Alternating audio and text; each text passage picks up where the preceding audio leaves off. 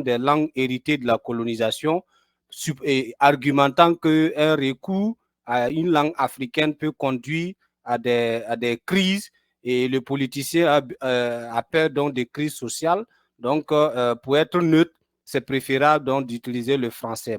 Moi, je prendrais voilà, l'angle opposé, disant que si chaque communauté doit travailler à développer sa langue, la probabilité que ces langues-là, que certaines langues meurent est très forte.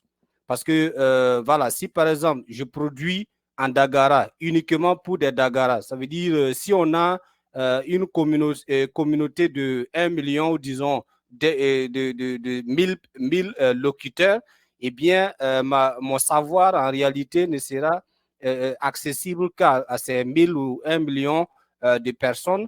La possibilité de créer un intérêt externe à ce qui circule dans ma communauté linguistique est très faible.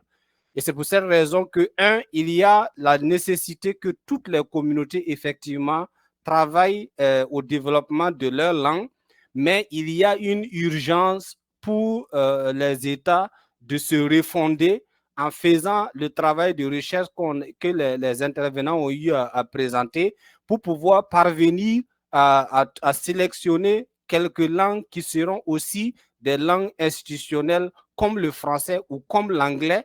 Et si on a ces langues comme des langues institutionnelles, ce qui n'empêche pas le développement des autres langues, ça va inciter les uns et les autres qui connaissent ces langues-là d'apprendre à écrire dans ces langues et ça peut en tout cas créer en tout cas enfin, un volet économique pour ceux qui sont des littéraires et peuvent produire dans ces langues-là. Je pense que les États ont tout à faire à ce que les langues africaines puissent être promues. Et si eux-mêmes, ils commencent à les utiliser, ils vont créer un avantage économique interne et externe qui pourrait également créer un avantage économique pour les locuteurs de ces langues choisies et qui pourrait en fait, afin de compte, en tout cas, parvenir à générer des revenus pour des gens qui ont longtemps été exclus. Par exemple, quand je prends les pratiques d'alphabétisation, il y a des gens qui sont des enseignants de l'alphabétisation. Mais tout ce qu'ils écrivent, ça ne circule que dans un marché très restreint. S'ils écrivent un livre, par exemple, moi je parle de Dagara, et quelqu'un écrit un livre en Dagara et vient me vendre, ce que je vais en tout cas mettre pour acheter ce livre, il y aura toujours ce volet social qui fait que je souhaiterais l'avoir gratuitement, quoi. Donc, je pense que l'État a tout à faire à ce que on ait une concertation nationale qui aboutit au choix de quelques langues qui sont des langues nationales utilisées dans l'administration, utilisées dans les affaires de l'État, quitte à ce qu'il y ait toujours des encouragements pour que les communautés continuent de promouvoir leur propre langue. Mais en ciblant des langues qui peuvent être des langues institutionnelles, on peut systématiser le besoin de production dans ces langues et on peut créer un marché au niveau national et international pour ceux qui peuvent produire donc, dans ces langues-là. Donc, c'était juste vraiment pour dire que oui, on ne doit plus traiter de nos langues uniquement sur le volet social. Parce que si on met le volet social uniquement, bon, il y a une forte probabilité que certaines langues ne survivent pas. Parce qu'il suffit qu'il y ait un mariage croisé et vous vous retrouvez dans des couples où, en tout cas, on ne parle que le français. Parce que le mari ne parle pas la langue de la femme. Et donc, on a une école qui nous a préparé uniquement en français. Et bien, dans la famille, c'est le français on parle. Mais moi, je n'aurais pas de problème en tant que Dagara d'avoir appris le V à l'école et de pouvoir parler à une fille aussi qui a appris le V, qui n'a pas forcément le V comme langue nationale. Mais cela n'exclut pas que j'éduque toujours mes enfants à parler le V, le français et le Dagara. Bon, vraiment, il y a un travail que l'État doit faire et l'État doit prendre ça comme une affaire d'État et non vraiment comme une affaire de communauté.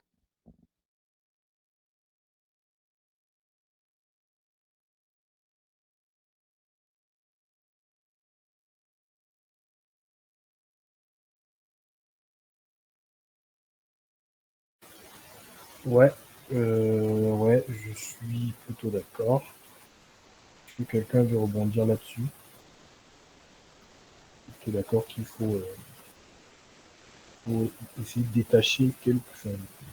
détacher quelque part la dimension ethnique, sociale de nos langues pour leur donner une dimension encore plus grande, même si au départ elles viennent de certaines communautés. Et si on les garde comme des communautés, ben, ça va être difficile de les étendre et de leur donner du poids étatique, etc. Voilà. Aussi, comme on l'a vu pendant l'exposé. Donc voilà, je ne sais pas s'il y a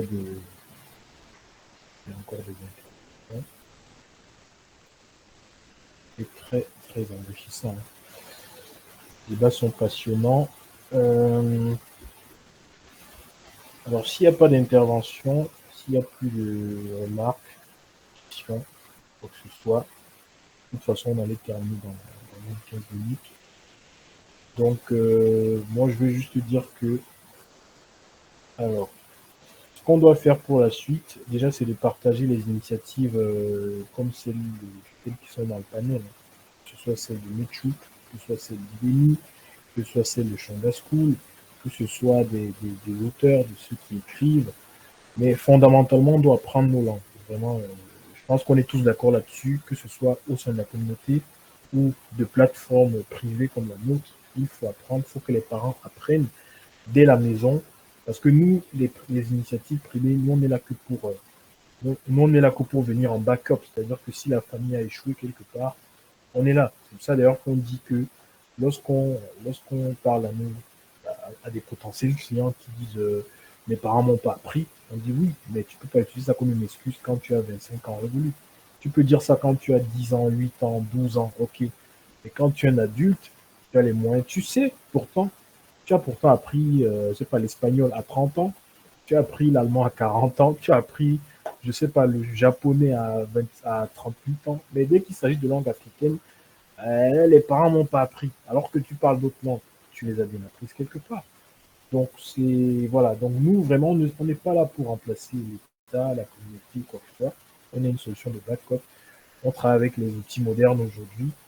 Et en tout cas, on est aussi ouvert, hein, parce que j'ai vu pas mal de questions pour la recherche, la documentation.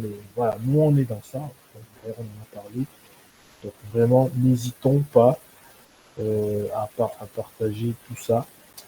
Et donc, il y aura toujours à dire, oui, mais on ne pourra pas tout dire. Non, non, t'inquiète, t'inquiète. On pourra échanger en direct, en privé, pas de souci. Donc, je vous remercie tous. Le pic, on était près de 30 hein, à un moment donné. Donc là, bon, après, c'est normal, il est de 3 heures. 3 heures ici, 22 heures de l'autre côté. Donc, ouais, on est dimanche. Donc voilà, les gens s'en vont petit à petit.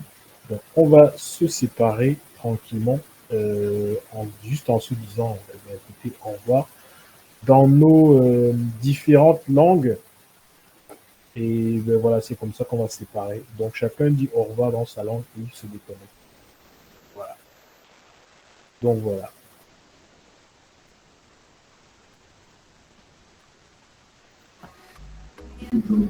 Benenion. Idabo. Igbo. Benenion. Olo.